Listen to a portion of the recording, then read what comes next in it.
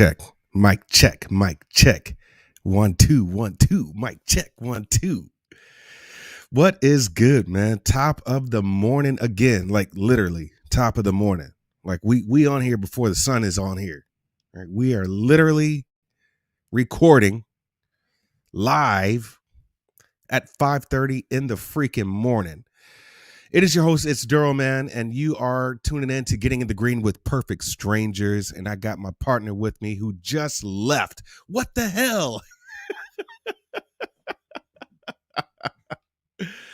I got my partner, Corey, man, who just probably didn't like my intro, so he is out. I'll wait for him to get back in. But yes, this is Getting in the Green with Perfect Strangers. It is me, it's Duro.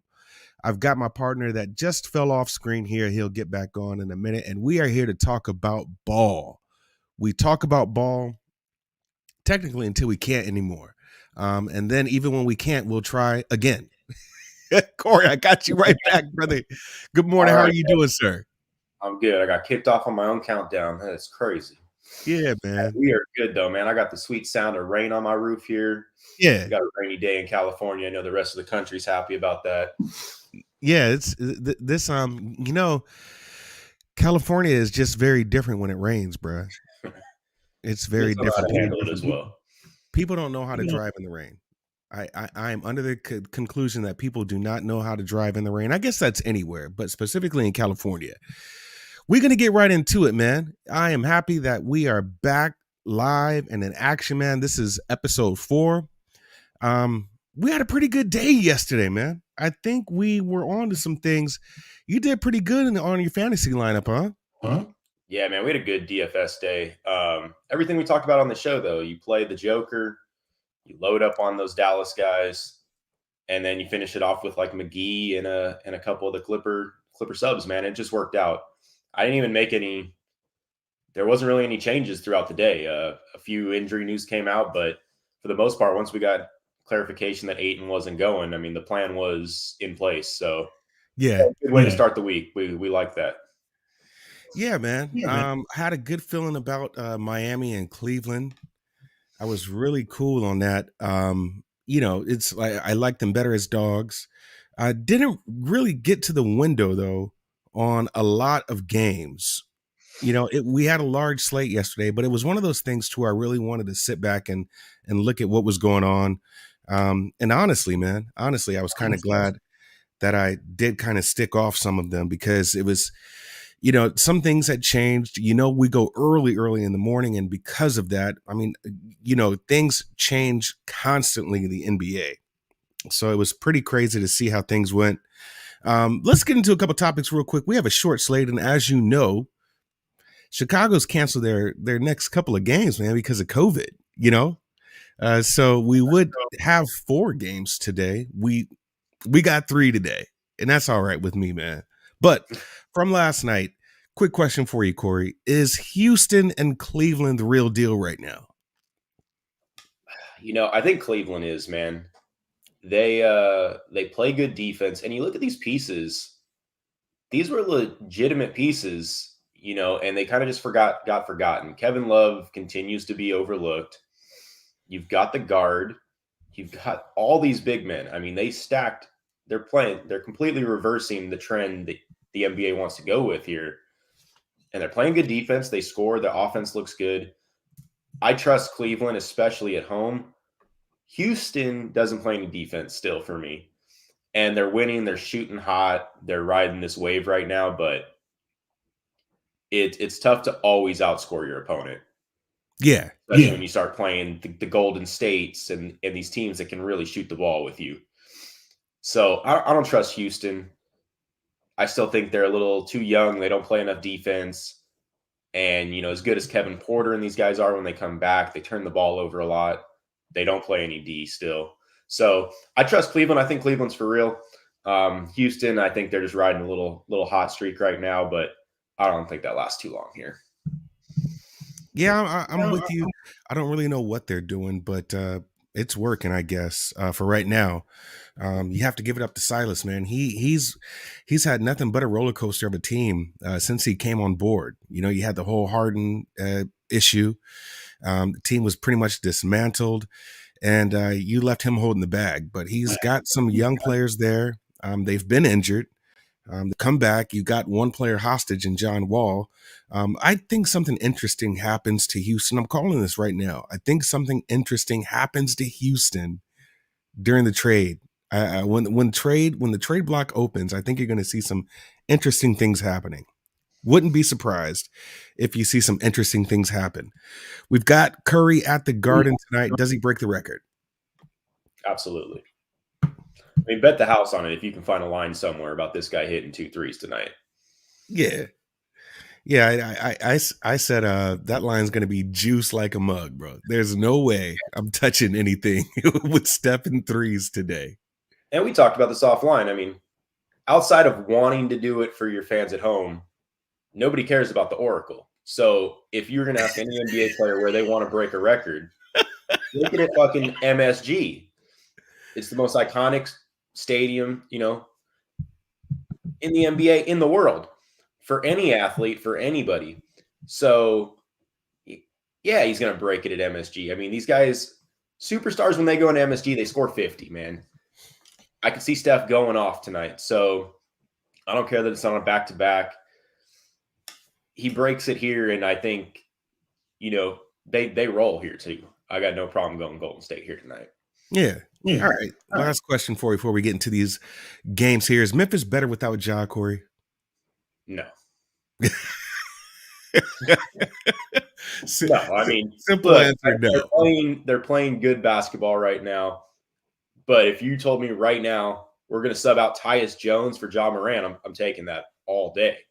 Nothing against Tyus Jones, but I mean, come on. I mean, Ja Morant's a beast.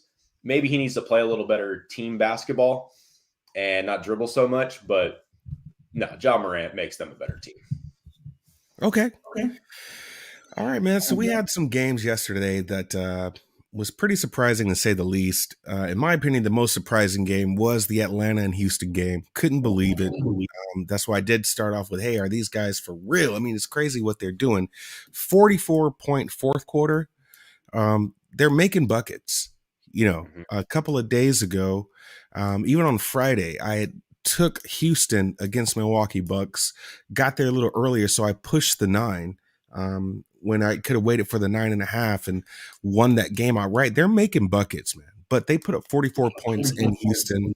That was probably the most surprising game, in my opinion, was the Houston and Atlanta game.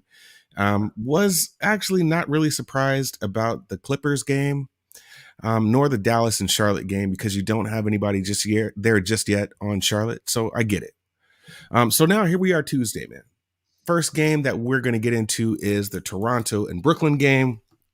Wrote some notes on this game. That line is at 8.5. It was at 8.5 yesterday. I got it at 215.5. That line is now 216 as far as the total. I'll tell you what, man, Toronto handled Sacramento yesterday. So this is their back-to-back, right? That was Sacramento's end of the back-to-back. This is Toronto's game. That's the end of their back-to-back today. I tell you what, I was on Toronto heavy yesterday.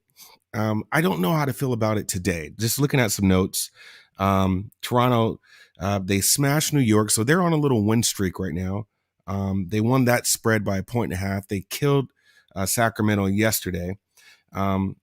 Toronto has a long break here now. They don't play again until the 18th, if you want to call that a long break. In which they'll start their 4-3 or 3-4 rather. It'll be, you know, they're 3-4. They're missing their point guard in Johnson, or shooting guard rather in Johnson. I look at this game, and what I noticed is that they're not covering spreads for the exception of the last two. But Brooklyn's not covering spreads. They're 4-6 ATS in their last 10. So it's one of those games, in my opinion, to where I think that I was looking at some, I had liked Toronto first half here. Brooklyn's averaging 6 less points in their first quarter and first half. And Toronto is averaging about 3 more points in their first half. So I think it's one of those games to where if you're going to take Brooklyn, you probably want to take them full game because they should be able to cover. But if you're going to take a team or the better bet, in my opinion, is going to be Toronto first half. So I do like Toronto first half here. I'm probably going to get that at a 4.5 or 5. And I should jump on that pretty quickly because I think that line is going to possibly move. But I'm right now, my lean on this game is Toronto first half. Toronto first half. I really do like the way they're playing, especially right now being in a little rhythm. They did travel, so they may be a little tired, and I think those legs are going to get real tired in the second half. But what they're averaging, really, my guy on the couch says Daryl graphics. I didn't put those up, man. So yeah, I'm sorry about that. So yeah, we do have the Toronto Raptors and Brooklyn Nets. What do you like about this game, man? Well, I mean, we get Durant here coming off a 51-point effort his last time out. They're at home. They're rested. You got Toronto on a back-to-back. And I know Toronto dominated last night, so the minutes didn't get pushed too hard. I kind of want to go Durant here. I know he's expensive. I know a lot of people are going to go to him because of his last performance. But when this guy gets dialed in, I don't care who's on the other end defending him, man. You can't stop him. So they do have the bodies for him, Siakam, Barnes, and some of these guys, Gary Trent, to really try and hold him. But if he's actually in a zone right now and it wasn't just one game, then Durant's going to eat him alive, man. I like Aldridge at 6,400. And then I think Toronto ends up sitting some guys. So I don't have any lean on a Toronto DFS guys yet until we kind of see who's starting in that lineup. If they start Chris Boucher again, he's a good play there at center at 4,800.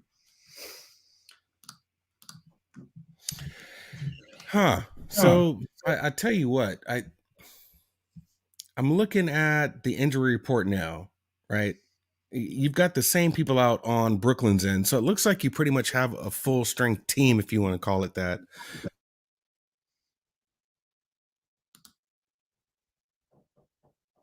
Or Toronto, right? So you do have you out. You've got Birch out. Dragic is on his own little sabbatical.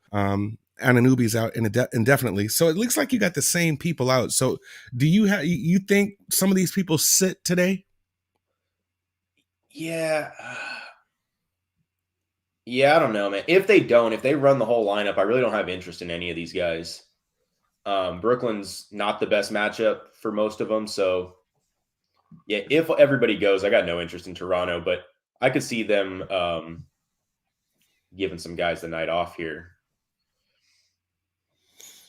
Yeah, that's kind of crazy, which would make the first half more sense. And probably if you start sitting guys, I would think this line is going to move into Brooklyn's favor, right? So this could probably get to a 9, even as high as a 9.5, which makes sense. So yeah, if anything, I would still lean Toronto first half, but I would wait for this line to see if you get a better number, maybe with a 9 or 9.5. It's at 8.5. It opened up at 8.5.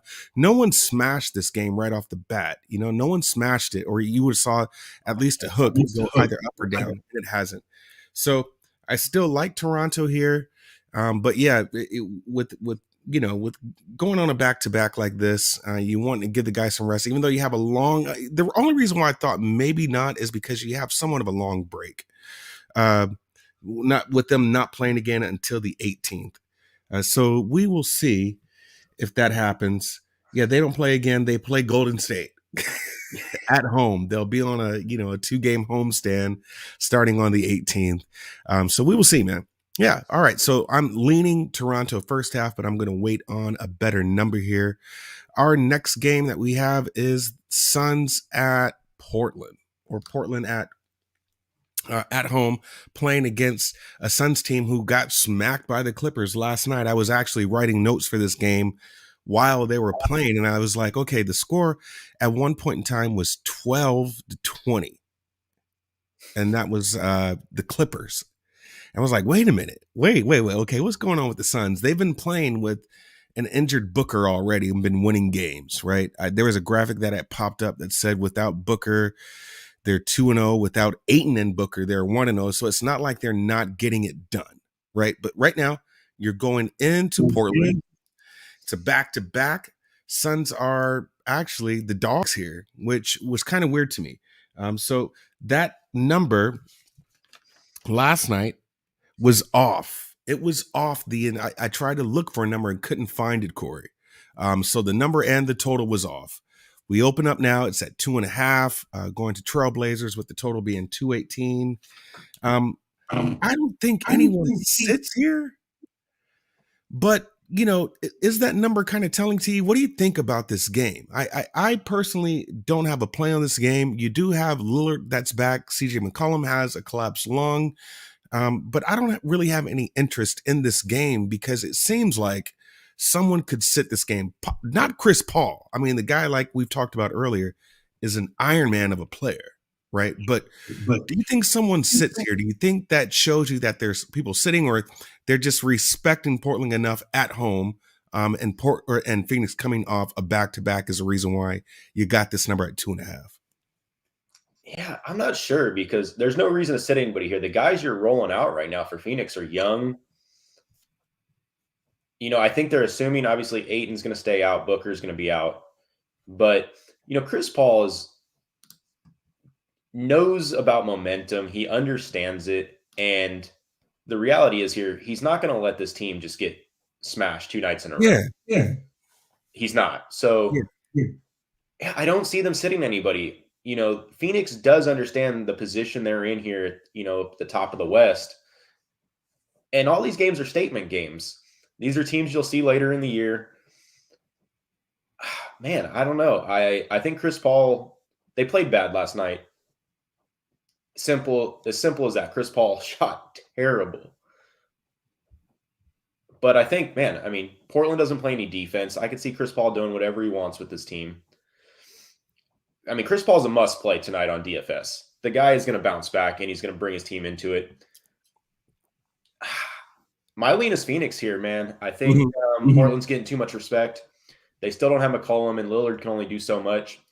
Also, Chris Paul historically gives Lillard a little bit of a hard time.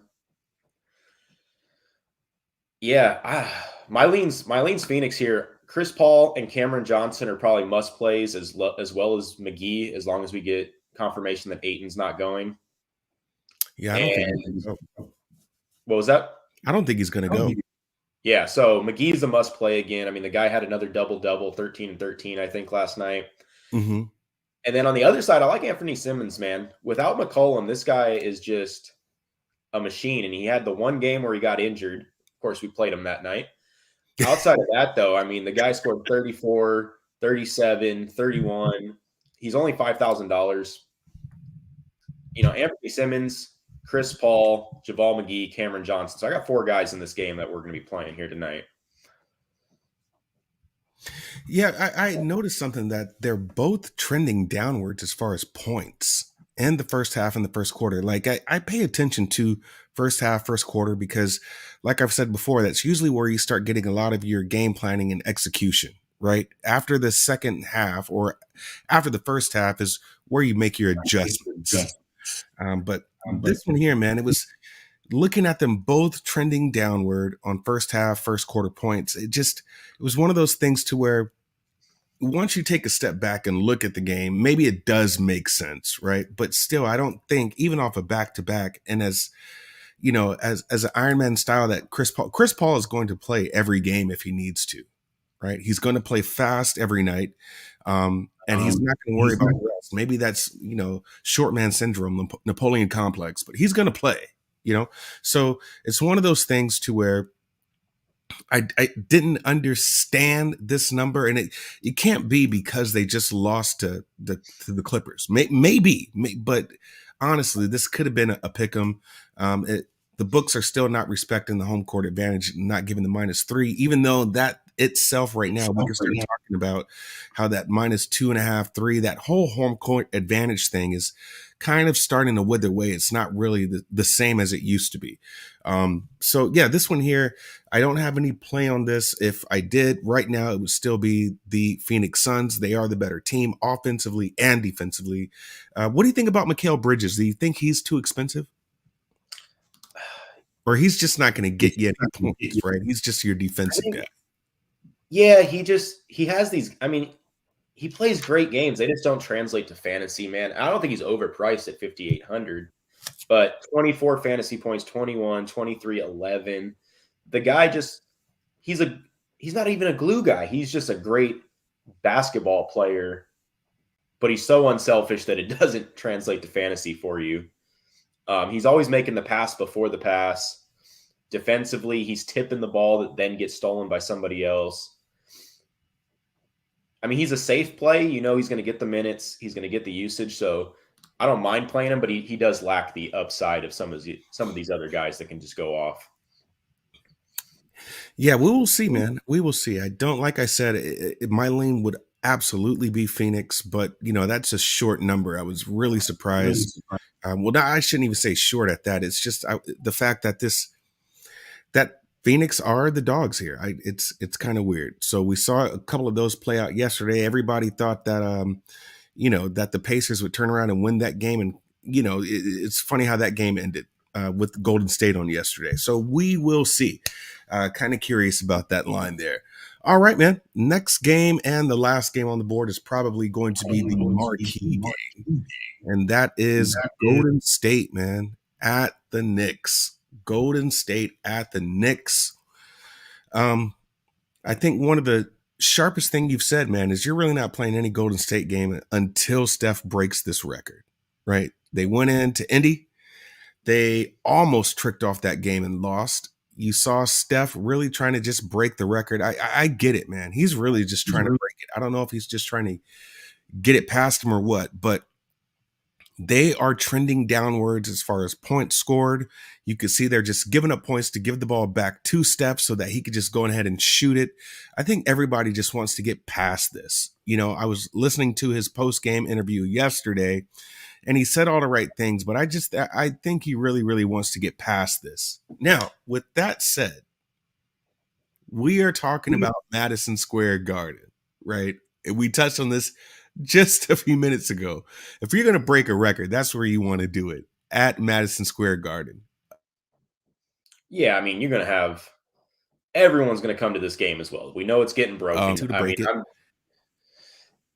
Let's look and see who's sitting there courtside tonight. I mean, it's going to be ridiculous. So I think he breaks it. I think he breaks it right away, and it gets a lot looser as this game goes on, which is why I think Golden State is the lean here.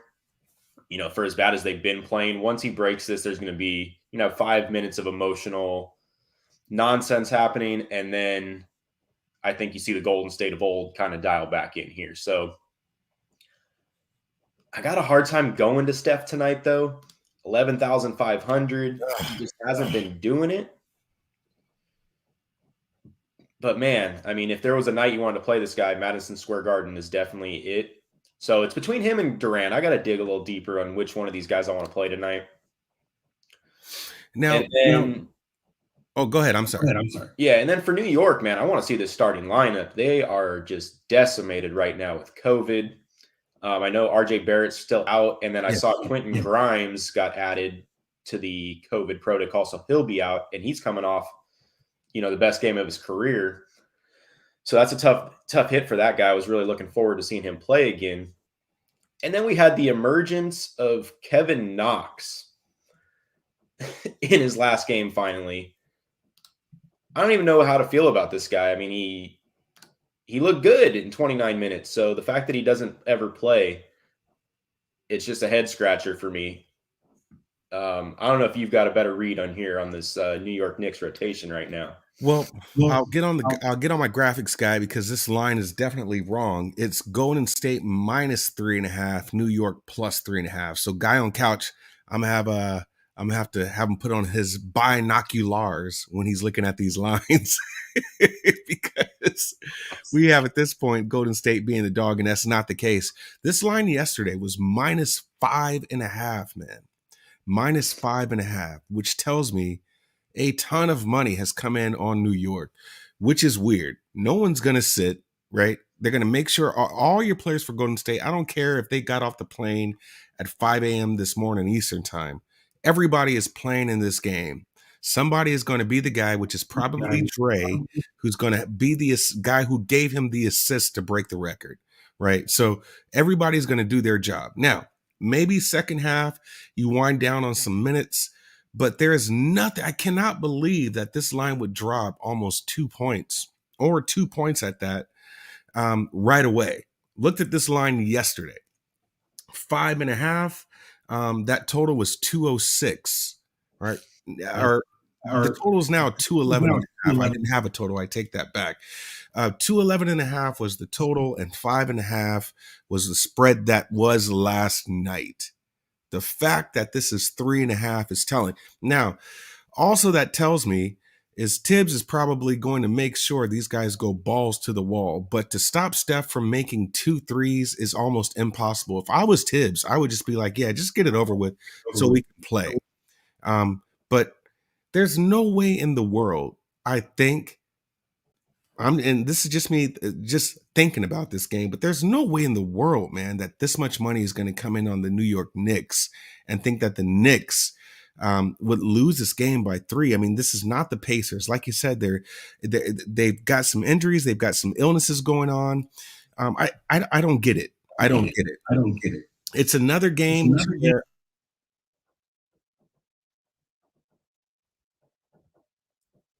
I will not game that I want to get involved in because it just seems like they obviously have gone away from their game plan. They went away from it from Philly, and Philly caught them sleeping and beat them. They went away from it with Indy, and it took some last minute heroics and Steph making that last shot really for them to win by 2 points.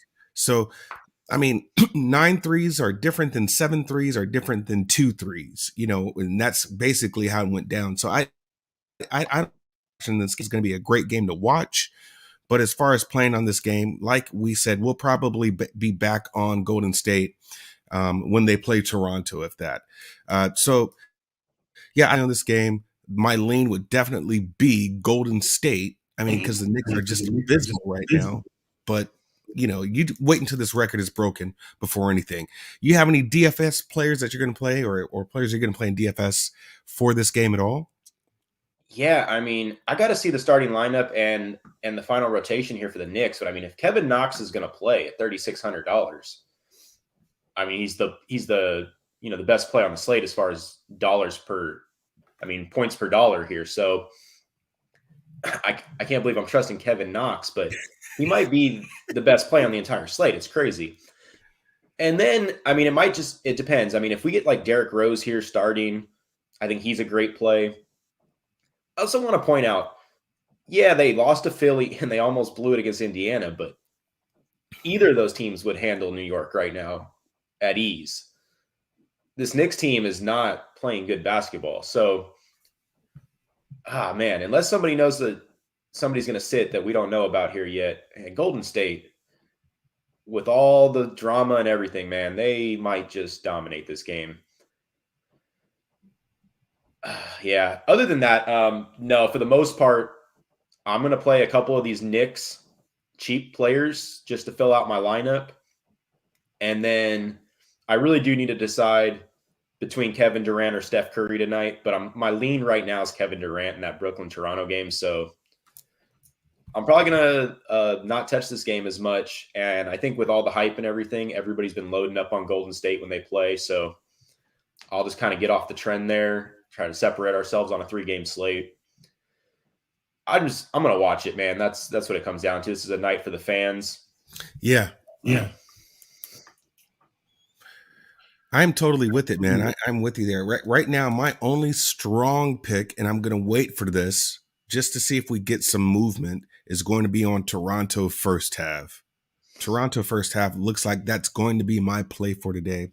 But as far as watching the Suns play this back-to-back, that line is tricky to me. I think it should be more regardless because of how well Toronto is. But for the record, Portland does play good at home. So it is what it is there.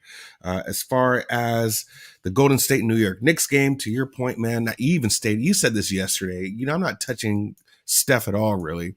until this record is broken, let alone, the team themselves. I'm not touching this team until they break this record. And I'm right on board with you. I think you make a good point there.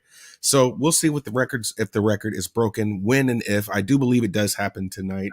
So the record will be broken today, and we can get back to playing regular basketball on Golden State's end.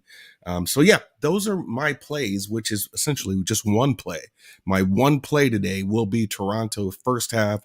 I'm just going to wait for this line to probably settle down or get some movement going, in one direction or the other. That's what I have for today. So do you have a lineup already, or just go back over your players that you're going to line up for today's short slate? Yeah, so far, I mean, what we're looking at is Chris Paul is the must play of the slate right now. And then you want to have Javal McGee in if Ayton's out, which is looking real likely at this point. Running it back with Anthony Simmons. And then, man, it's Durant, Aldridge in that game. And you just got to fill it in with this Golden State Knicks game last. But that's the approach I would take, is put all these guys in and then piece together the last two spots there from the Knicks Warriors game with whatever fits. I think you're going to be real happy having a bunch of players left in this Phoenix Portland game, last game of the night. So, yeah, outside of Chris Paul, I mean, the rest of the pieces are replaceable, but for me, it's of the spend up options, Kevin Durant's probably the top guy. Chris Paul's not even considered a spend up option. He's just priced way too reasonably at $8,000. Chris Paul's a must play. Pair him with Durant, and we'll go from there. But look, we started the week off hot. We're going to ride this wave throughout the week. I'm feeling good about tonight. Yeah, man. We actually have stayed in the green. Since the show has started, we've stayed in the green. I don't think we've been in the red so far. I know offline you've got a little spreadsheet going yourself. You are the numbers and data guy. So we're going to roll that out January 1st for these guys too, because, man, I'm all about transparency. I hate listening to some of these guys. They give you 3 duds to play for the night, and then they get on the air tomorrow and are like, oh, man, I crushed DFS last night. Well, shit, I tailed you, and I didn't crush nothing. So, yeah, man, we're going to be full transparency. We're going to have a whole little spreadsheet there. I back our work. I mean, you're dialed in there with the betting. My DFS track record is good. So I just want to kind of open it up for everybody else to see. Just give you a little more confidence there listening to us. So January 1st, we're going to roll it out, and it's going to be pretty dialed in as far as all of our bets, my prize picks, my DFS, everything will be on there. Yeah, man. I'm happy to really be a part of that. I know come January 1st, the game starts kind of leveling out. Players start leveling out, man, and either you're hot or not, right? So this is still technically the beginning of the season. We're in the second quarter of the season, so almost close to the first half of the season here.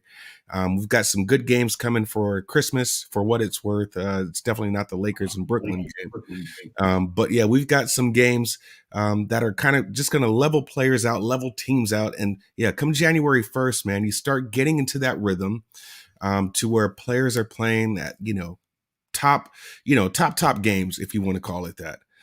So yeah, that is the show for today, man. Let them know where they can find you, Corey. We're at Green Gidding on Twitter. We'll be posting up between 3 and 4 p.m. Any pivots here, but I'm going to be honest, tonight's slate looks pretty straightforward. There might not be too much changes here. Yeah. And you can find me at ITSDERL. It's Durrell. I haven't been posting my plays. I'm really trying to promote people watching this show. But most likely I am going to play on Toronto first half. That is something I'm looking at. Like I said, I'm just waiting for that line to even out. It's still early in the morning, so you don't know what's going to happen. But yeah, you could find me there on the Twitter machine, talking my Twitter mess. And that is it, man. We will see you on tomorrow as we are doing this at the butt crack of dawn. 5:30 in the morning, Monday through Friday, man. I'm glad that you were able to be a part of this. Corey, until next time, brother, we will be with each other on tomorrow. You have a good day.